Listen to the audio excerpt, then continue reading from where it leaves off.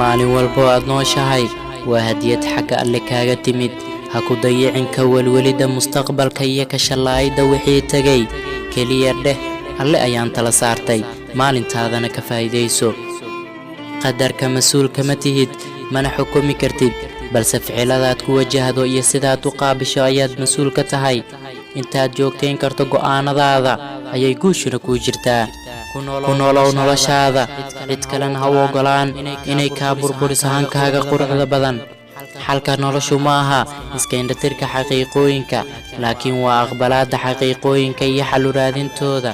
shalay way ku dhaaftay ee ku cibro qaado maanta waa taagan tahay ee ficil iyo isbeddel wanaagsan samee si aad beri u hesho natiijo wanaagsan fursadda aad haysataa waa maanta ee ma ahan beri ama shalay ha sugin waqti kale haddii saaka waagu kuu baryay ilbiriqsi kastoo aad neefsanayso waa fursad alle kugu manaystay ee ka faa'iidayso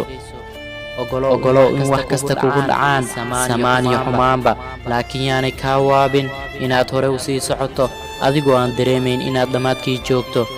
noloshu maaha dhibaato in la xalliyo u baahan balse waa xaqiiqo in lagu waana qaato u baahan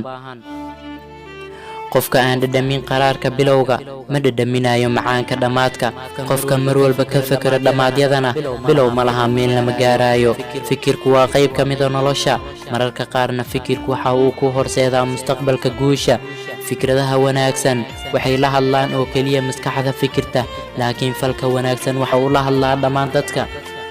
halganka ugu adag ee qof galaa waa hagaajinta iyo sugitaanka naftiisa haddii aad doonaysa inaad noqoto aanay duruufuhu nolosha joojin karin tarbiyada naftaada hustana ka dheerow